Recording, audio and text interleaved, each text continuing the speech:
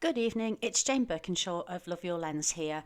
I'm going to talk you through the images that were submitted for the February challenge, the theme of love. For those people who are new to the group, this is where I will pick out a number of images that have appealed to me that were submitted during the month and do a quick critique of them, and at the end I will pick out my favourite, and I'll also talk a little bit at the end of the session about the theme for March. As usual, we've had a lovely selection of images. You can see the collage here, and it's nice to see that we've had a bit of still life. We've had some natural world type images, and of course we've had some nice people images as well, showing close moments and bonds of love within the family and friends. So let's talk through the images one by one. And remembering, as I say every time, that this is my opinion. I try to be fairly objective, but of course I'm a human being with my own preferences and views. So I hope you find it interesting and useful, but bear in mind that this is all my opinion. Okay, going first of all to this lovely image by Vicki Edie.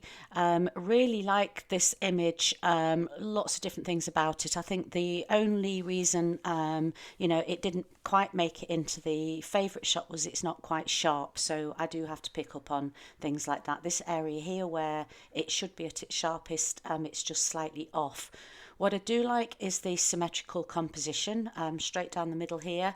And obviously the intimate gesture between the two ponies. It's telling a nice story. It provokes a nice emotion from people. I also like the just the hint of grasses and texture down here, all in a nice complementary colour to that of the horses, but just gives a little bit of context and a little bit more texture down there at the bottom. So great shot that, Vicky. Then another one of wildlife, these flamingos, really lovely shot. Love the angle that you've got, and I can see that, we were going for the heart shape of the flamingos' necks and heads here. I think the only thing is I wasn't quite sure that it tied in with the theme of love that well, because they actually look quite manic and cross, these birds, don't they? I wouldn't like to get in the way of them. They're probably going through a little bit of a marital spat there, to be honest. But great framing, great colours, again quite a symmetrical composition, and a good kind of a close-up, making you feel like you're kind of in on that action there. Lovely colours and textures. So thank you for that. Sorry, that's Susan Michelle Francis. And then this shot by Emma Hayes, which is a sort of a still life using love hearts. I really like the concept, Emma. I wasn't so taken on the overall feel of the image. It feels a little bit cold and flat to me, I think. I'm not sure if there's a little bit of editing gone on around here to try and lighten the sweets against the background, and I also feel the background could be a little bit lighter. But again, the composition, you've hit the rule of thirds on the head there, and lots of negative space to draw your eye to the subject. So I'd perhaps have another go at that one, Emma. A little bit of a rethink, and think about how you could perhaps light it a little bit differently and warm it up a little bit somehow. Okay, on to the next image. This one's by Claire Louise. Again, a really sweet image. I mean, this sweatshirt is fantastic, and the eye contact between the two of them, the colours and textures, in the background, really lovely. Against some of the other images that were submitted, I felt as if this was a little bit posed. Nothing wrong with that, but there's a few images to come that are a little bit more spontaneous, and again, that could be just my personal point of view. So thanks for that, Claire. Okay, quite a spontaneous image here. Mother, we assume, lovingly helping her daughter do what all toddlers want to do, which is balance along, walking along walls and things like that. What I really liked about this was the framing in it. So the composition, it's a nice square shot, and it's framed all the way around by various elements. So a tree, more natural on that side, and then the structure on this side. And I think putting it into black and white works really well because anything distracting in the background is got rid of. Little bit overexposed here. This one image is from Tim Heslop. You're a little bit overexposed on that coat there, Tim. Always a risk when you've got a subject wearing something fairly dark here and then someone wearing something light. So expose for these areas and potentially brighten that a little bit when you edit later. But thanks for that lovely image. Okay, next image by Erica Hammond. Suffering a little bit from quality. I think it's perhaps heavily cropped, but I picked it because I loved the intimacy of it and how well this fits the brief.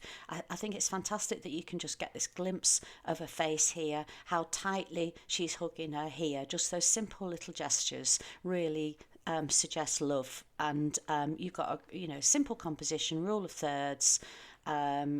Because this is dominant, the girls here are dominant, then you get this, your eye is drawn straight to them. And again, that's something that makes the composition work really well. And it's emotional, it tugs at your emotions. So great job there, Erica. Then onto this image by Dean Bryant. Really liked this one, a kind of a found still life with this little heart-shaped hole here. Lovely colours in the pebbles and textures, not quite sharp. Where it needs to be, which is here on the focal point, just feels a little bit soft to me, but that's the kind of the only negative I've got really. I think the colours here in the background are really nice as well, really complementary to the foreground, and a nice little find, and I'm actually dead happy with this being in the centre. I've had a big long debate with my older brother of late about things not necessarily being on the rule of thirds but being in the centre, and he thinks it's wrong to put them in the centre, and we've had a long debate about it, and agreed in the end that we are both right, which I think is probably the most diplomatic way to end an argument with a sibling. On to this next image by Carol Bernstein. Now, we've just been looking at an image that I felt wasn't quite sharp where it needed to be. This one is, and this is what makes you realise, when you move from one image to the other, this is tack sharp, isn't it? This dog really jumps out at you. And at first I was struggling to think of why this is meeting the theme of love rather than just being a really cute dog shot. But then Carol's caption was about how much you love your dog if you're willing to stick it inside your coat and carry it along for the walk. So that did it for me.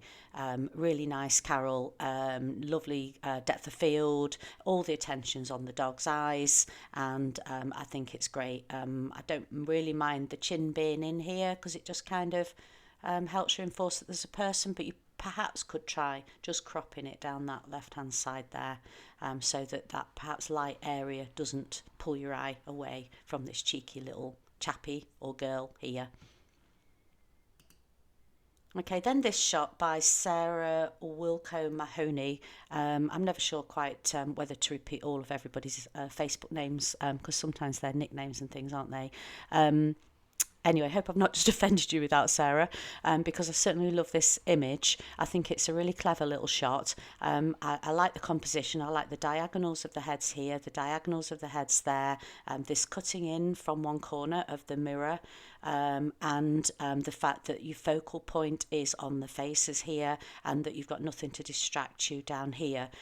The only area that I felt that it was slightly weaker on was I didn't think necessarily it was powerfully saying love to me, so that was the only thing, but cracking little shot that you could probably enter for all sorts of themes actually.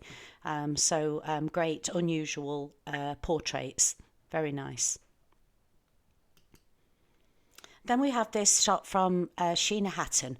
Really like this, ticks the brief completely, and it's a really nice composition as well. You've filled the frame, you've got diagonal lines, so it feels nice and dynamic. You've got repeating patterns in the squares. I like the grungy kind of slightly dirty effect of it as well, and the textures. So overall, a cracking little shot. And I actually preferred this one to the one where you'd got your daughter actually drawing the next heart, which was also a really nice shot, but for me this was the stronger composition. And then we've got this really cute elephant shot from Susan Michelle Francis again, so well done for getting two shots in here. Susan. This is a lovely shot. The bond between two elephants, baby elephant and adult, what they're sharing here, doesn't look like they're fighting over it. It just looks like they're kind of staying in touch with each other. And it's, you know, it's a nicely kind of 1/3 adult elephant, 2/3 baby elephant. Eye is spot in the centre of the frame, which, you know, works for me. But what I would say is just take a look at this. If we go into black and white and then we up the contrast as well. Personal preference, I like both, and I think this program Picasso that I'm looking at, this isn't a very powerful editing tool at all, so this is quite basic, but I think you could have a mess about with some really nice black and white edits on this shot. So really nice shot, well done, and I'll put it back to colour as you submitted it. Thanks, Susan. Then we've got this shot from Emma. So Emma, again, 2 shots in this week's favourites. Well done. Lovely shot. I'm a little bit biased. I think it's a bit of a cliche shot in the wedding photography world. It's been done time and again. That having been said, I would think that each wedding client that comes along has not necessarily had a wedding before and might really like this as part of their collection, and you've executed it very well, Emma. The light's nice. My only critique would be to perhaps make the text a bit more relevant, so we're not talking about a school of fish and pews. It might be nice if it was some words of love or something that was perhaps personal to the couple as well. But you know, well executed, and you know, nice composition, Emma, nice light. And then on to my favourite shot for this month, for the theme of love. This one is from Kate Riley, and again, I guess it goes back to my preference for really spontaneous, natural moments. You couldn't have posed this or acted it, and it's all in the eyes of both of them. I think you said you criticised it for not being quite sharp. Well, you know, it's pretty good on the boy's face here. Maybe this eye's very slightly soft, but you've done a really good job, and I wouldn't criticise it for that. His eyes are softer because he's behind and it's the depth of field, and I don't think that necessarily matters. It means that your eyes are firmly on the joy in this boy's face, and obviously there's a very loving bond between them, signified by this, you know, big hug here as well. Nothing particularly clever about the composition. I think just the fact that you know, there's so much emotion and bond with these guys that you know, that says it all. You have gone on quite a jaunty angle by the looks of it. Your depth of field is really nice. This bokeh in the background. So yeah, well deserved, Kate, and thank you very much. The theme for March, which if you signed up for the free email with tips and inspiration, you should get that today. It is wide angle, and again, the email has got lots of tips on how to make the most of wide angle photography, what exactly wide angle means. So it would be really useful if you sign up for the free email, which is at the pinned at the top of the Love Your Lens page. So I'm really looking forward to that. I think it's a theme that will really help people look at composition and how to achieve depth in their images rather than them feeling a little bit flat. So hope you all get on well with it, and I will look forward to speaking to you again in a month's time. Thank you.